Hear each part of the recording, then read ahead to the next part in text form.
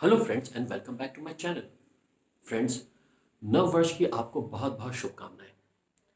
और क्योंकि ये नया साल है तो मैंने सोचा क्यों ना एक ऐसे इंडियन साइंटिस्ट के बारे में ये एपिसोड बनाया जाए जिसने साइंस की दुनिया में एक सिग्निफिकेंट कंट्रीब्यूशन करा है। और ये साइंटिस्ट जो हैं इनका नाम है डॉक्टर सुब्रमण्यम चंद्रशेखर। ये एपिसोड जो है ये डॉक्टर सुब्रमण्यम चंद्रशेखर की कोई जीवनी नहीं है, उनकी लाइफ के बारे में कुछ इसमें डिस्कशन नहीं है।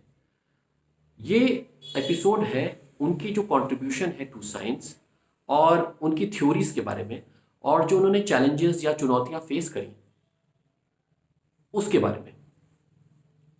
आपने इसका टाइटल तो पढ़ ही लिया होगा एपिसोड का, चंद्रशेखर द जायंट स्लेयर। तो ये टॉपिक इसलिए मैंने दिया है क्योंकि अगर आपने बचपन में स्टोरी सुनी होगी या फेरी टेल सुना होगा, David versus Goliath, Jack the giant slayer, तो वो जो स्टोरीज आपने उस वक्त सुनी होंगी या पढ़ी होंगी, ये स्टोरी भी बिल्कुल उसी स्टोरी की तरह है क्योंकि चंद्रशेखर ने साइंस की दुनिया के जायंट को परास्त किया था। लेकिन चंद्रशेखर के इस बारे में जानने से पहले हम एक बार बैकग्राउंड डिस्कस कर लेते हैं, क्योंकि ये बैकग्राउंड जो हम डिस्कस करेंगे इसका रेलेवेंस है और रिलेशन है चंद्रशेखर के साइंटिफिक कंट्रीब्यूशन से। तो बैकग्राउंड कुछ इस प्रकार से है। 1915 में आइंस्टाइन ने एस्टैब्लिश किया जनरल थ्योरी ऑफ रिलेटिविटी। और जब उन्होंने ये थ्योरी एस्टैब्लिश करी तब बहुत से ऐसे साइंटिस्ट, थ्योरिकल फिजिसिस्ट थे जिन्होंने इस थ्योरी को एक्सेप्ट नहीं किया। दे वर स्केप्टिकल अबाउट दिस थ्योरी। लेकिन कुछ ऐसे साइंटिस्ट थे जिन्होंने कहा कि आइंस्टाइन की theory of relativity is absolutely correct, और उनका माइंड बहुत स्ट्रांग था इस थ्योरी में। ऐसे ही एक साइंटिस्ट थे sir Arthur Eddington. Sir Arthur Eddington का इस थ्योरी में बहुत स्ट्रांग बिलीफ था क्योंकि इन्होंने ही एक्सपेरिमेंटली वेरीफाई किया था आइंस्टाइन की थ्योरी ऑफ रिलेटिविटी को। जब थ्योरी ऑफ रिलेटिविटी एस्टैब्लिश हुई 1915 में, तो कुछ ही समय के अंदर एक फिजिसिस्ट थे कार्ल शॉर्चचाइल्ड। उन्होंने बताया कि आइंस्टाइन की सॉल्यूशंस की इक्वेशंस को सॉल्व करने पे एक सॉल्यूशन आता है जो ये बताता है कि ब्लैक होल्स एग्जिस्ट कर सकते हैं इस ब्रह्मांड में। ये उनके इक्वेशन से ही आ रहा है। लेकिन आइंस्टाइन का मानना यह था कि ऐसा पॉसिबल नहीं है, क्योंकि उनके कुछ अजम्पशंस थे, उनकी एक हाइपोथेसिस थी। तो ये हाइपोथेसिस क्या थी, ये अजम्पशंस क्या थे, ये हम समझ लेते हैं, या ये थ्योरी क्या थी ये हम समझ लेते हैं। आइंस्टाइन का मानना था कि ये जैसे कोई एक स्टार है, ये स्टार का सेंटर O है और ये पूरा सरफेस है स्टार का। तो इस स्टार के सरफेस पर उसके पार्टिकल्स हैं जो सरफेस पे है, और वो इस सेंटर के अबाउट ऑर्बिट करते हैं। ये अपने ऑर्बिट्स में है, इस सरफेस पे ऑर्बिटल मोशन में बहुत सारे ऐसे पार्टिकल्स हैं इस स्टार के, जैसे ऑर्बिटल मोशन में। तो जैसे आप ये बोल सकते हो कि एक कोई ये स्टार है ए, और ये कोई एक स्टार है, सॉरी, ये एक कोई एक पार्टिकल ए है और ये कोई एक पार्टिकल बी है, और ऐसे ही कोई ये पार्टिकल सी है। तो बहुत सारे पार्टिकल्स हैं और इनकी वेलोसिटीज हैं। ए की वेलोसिटी वी ए, बी की वेलोसिटी वी बी है और सी की वेलोसिटी वी सी है।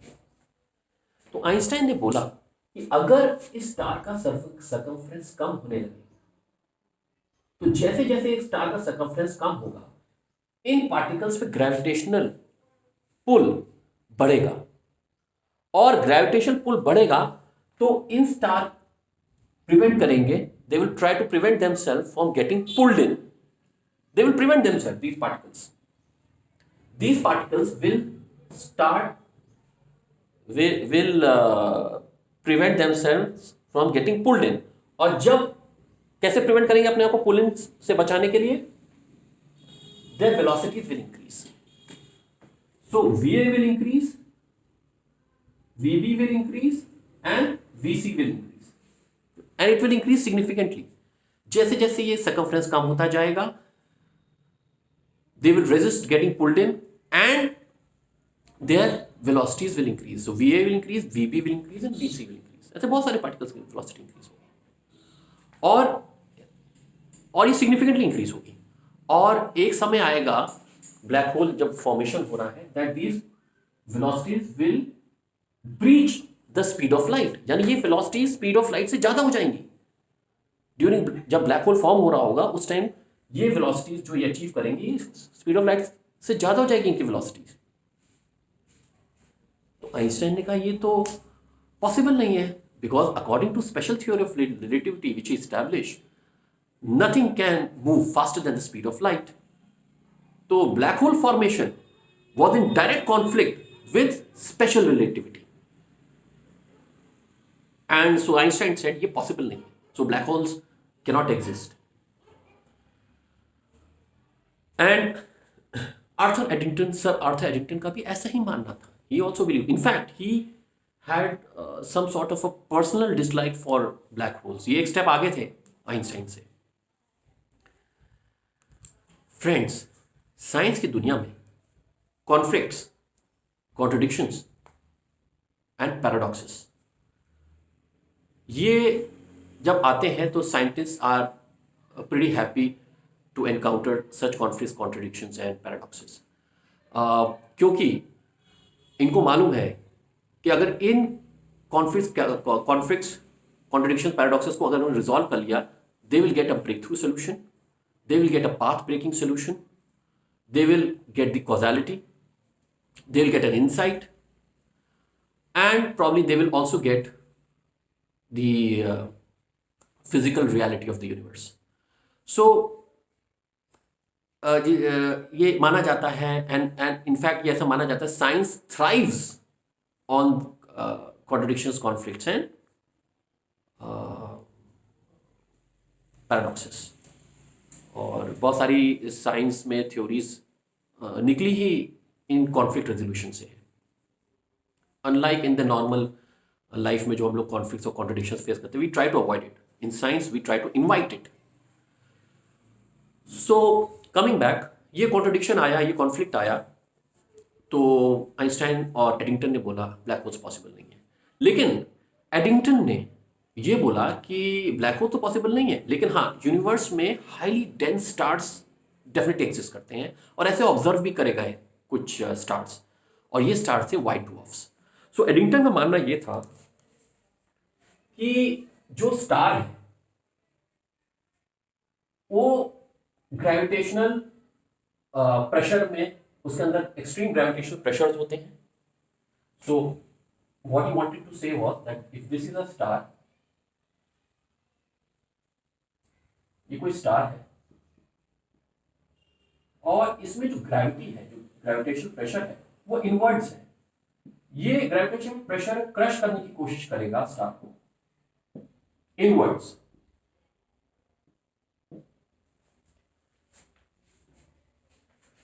लेकिन स्टार के अंदर अपना एक फ्यूल है जो बर्न होता है, और ये फ्यूल जो है ये काउंटर बैलेंसिंग प्रेशर देता है, काउंटर बैलेंसिंग थर्मल प्रेशर.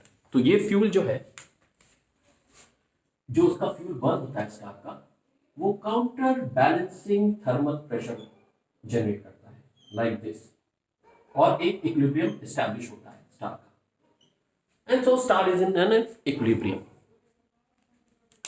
लेकिन एडिंगटन ऑल्सो न्यू दैट जैसे जैसे स्टार का, तो फ्यूल तो लिमिटेड है, तो जैसे जैसे ये फ्यूल खत्म होने लगेगा तो थर्मल प्रेशर कम होने लगेगा, तो ग्रेविटेशनल प्रेशर इस स्टार को क्रश करना शुरू करेगा. अब आया एडिंगटन का dilemma. He said and he thought कि एक टाइम ऐसा आएगा जब इस स्टार का फ्यूल तो खत्म हो जाएगा, तो ग्रेविटी पूरा स्टार को क्रश करके ब्लैक होल में कन्वर्ट कर देगा.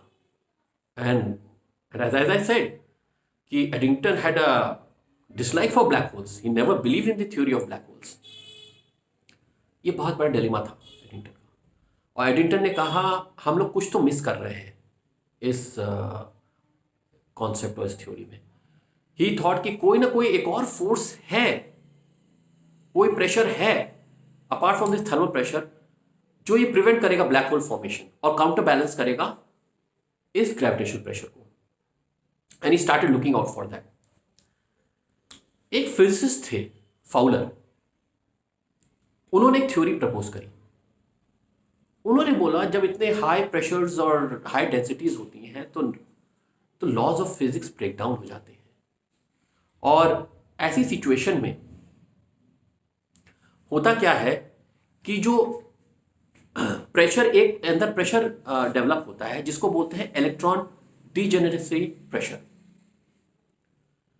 और ये जो इलेक्ट्रॉन डीजेनरेसी प्रेशर है ये बैलेंस आउट करेगा ग्रेविटेशनल प्रेशर को। तो ये इलेक्ट्रॉन डीजेनरेसी प्रेशर है क्या? तो इसको ऐसे समझ लेते हैं इन अ लेमन्स लैंग्वेज। सपोज आपको एक रूम में रख दिया जाए जिसमें 4 दीवारें हैं, राइट, इस तरह से, और ये दीवारें पास आने लगे, इनका गैप कम होने लगे इन सारी दीवार का, और जब आप ये देखेंगे तो आप तो बहुत घबरा जाएंगे, और घबरा जाएंगे तो आप बस वहां से एस्केप करने की कोशिश करेंगे, आप छटपटाएंगे, यहां वहां इधर उधर भागेंगे, किस तरह से मैं इस रूम से बाहर निकल जाऊं, इससे पहले ये मुझे क्रश कर दे, तो आप छटपटाएंगे।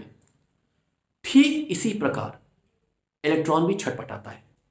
जब इलेक्ट्रॉन एक कन्फाइन कर दिया जाता है एक स्पेस में, एक सेल में, तो उसको भी छटपटाहट होती है, और वो छटपटाहट से उसका अंदर एक प्रेशर डेवलप होता है which is an outward pressure, जो इस ग्रेविटेशनल प्रेशर को काउंटर बैलेंस करता है। Normally electron degeneracy is known as claustrophobia of electron.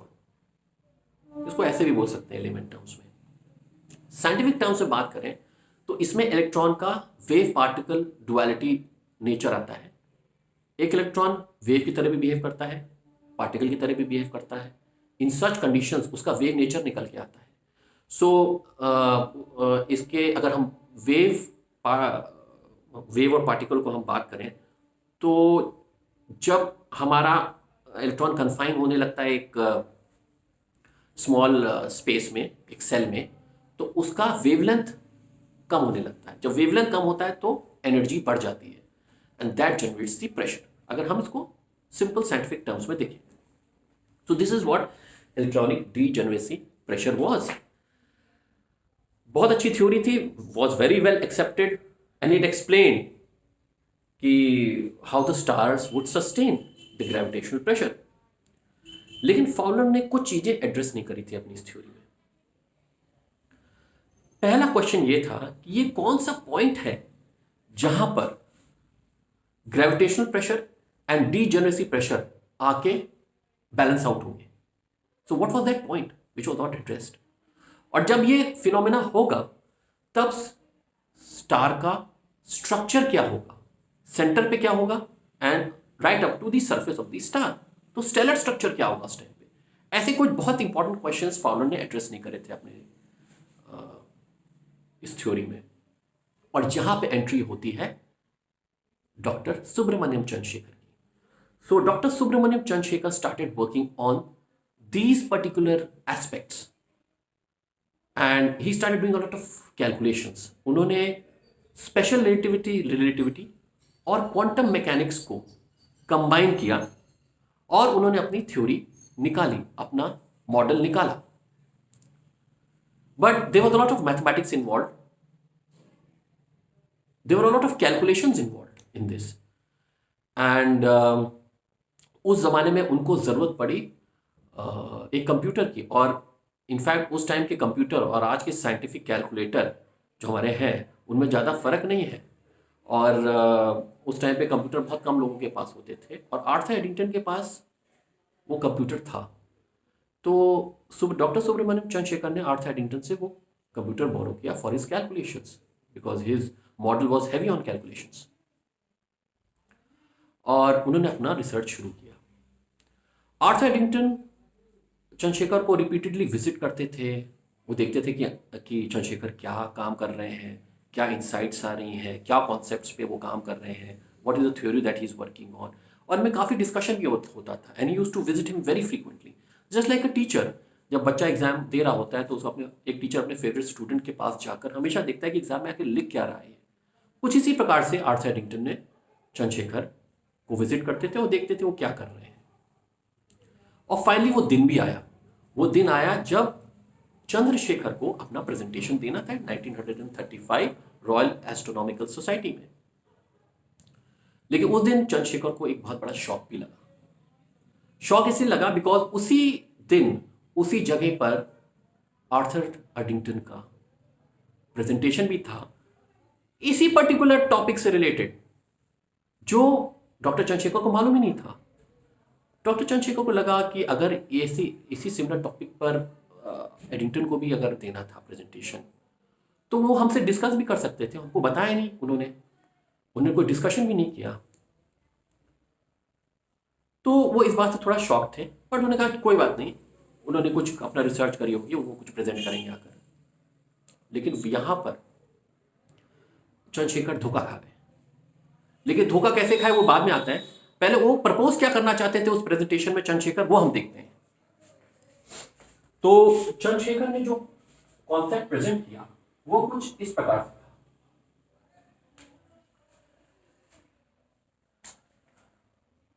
और सिंपलिस्टिक टर्म्स में अगर समझे वो क्या बताना चाहते थे, अगर मैं एक्स और वाई एक्सिस लूं, ये वाई एक्सिस जो है ये है ratio of mass of star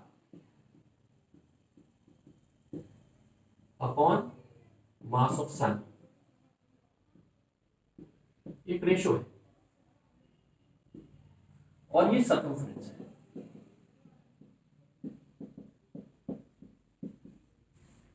तो चंद्रशेखर ने प्रपोज किया एक प्लॉट। उन्होंने एक कर्व प्लॉट किया कुछ इस टाइप से, और उन्होंने बोला कि कोई भी व्हाइट ड्वार्फ, कोई भी स्टार जब व्हाइट ड्वार्फ बनता है तो ये सारे व्हाइट ड्वार्फ इस कर्व पे लाई करेंगे। तो कोई व्हाइट ड्वार्फ इधर होगा, कोई व्हाइट ड्वार्फ इधर होगा, कोई व्हाइट ड्वार्फ इधर होगा, ऐसे सारे white dwarf will lie on this curve. Why? Because curve के इस साइड जाएंगे तो ग्रेविटेशनल प्रेशर ज्यादा रहेगा, और कर्व के इस साइड आएंगे तो डीजेनरेसी प्रेशर ज्यादा रहेगा। तो बैलेंस इसी कर्व पर ही आएगा। कोई भी स्टार अगर व्हाइट ड्वार्फ में कन्वर्ट होगा तो कन्वर्ट होके इसी कर्व पे कहीं पे वो आकर रुकेगा। फॉर एग्जाम्पल, अगर हमारा सन है और जब ये व्हाइट ड्वार्फ बनेगा, जो ये बनेगा ही बनेगा,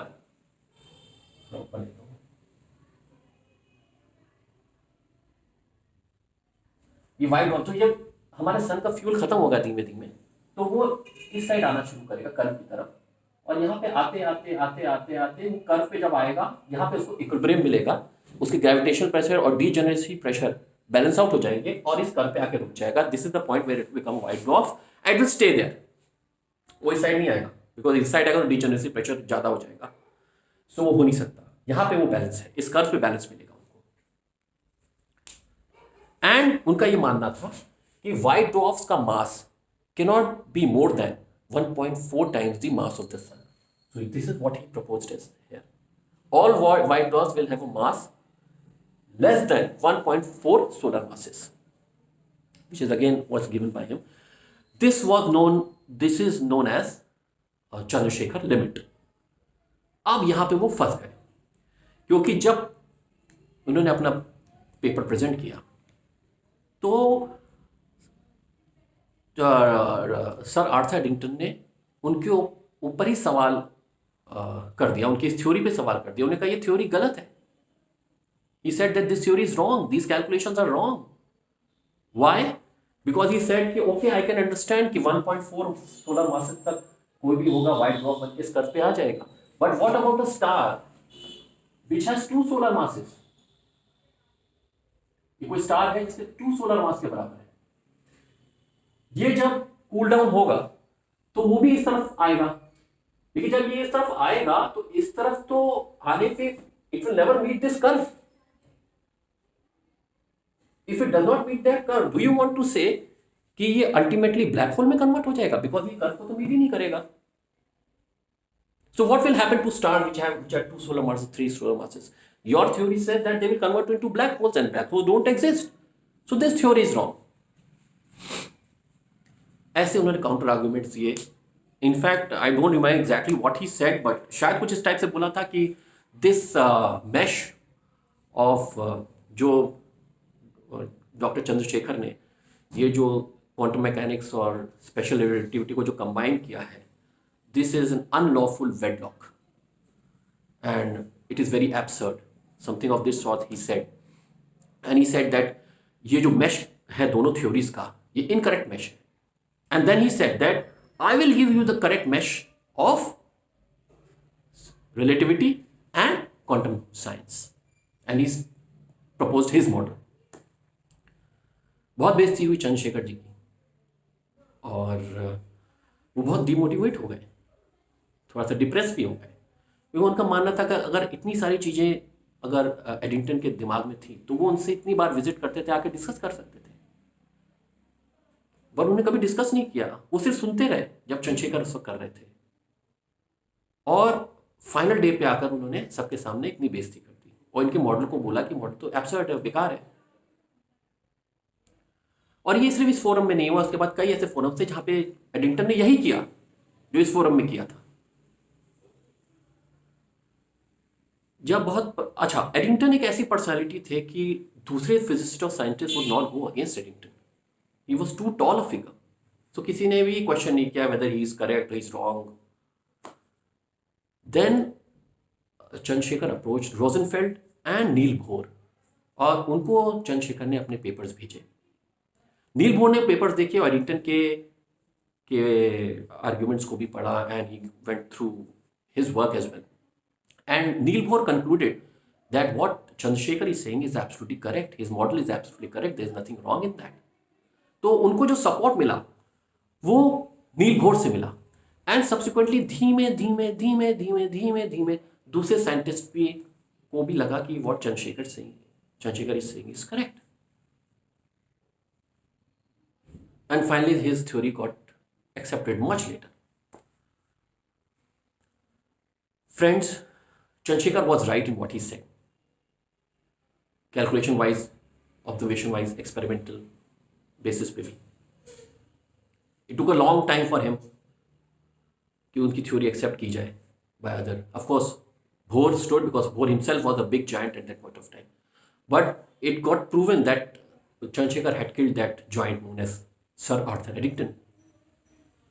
इनका मॉडल करेक्ट था.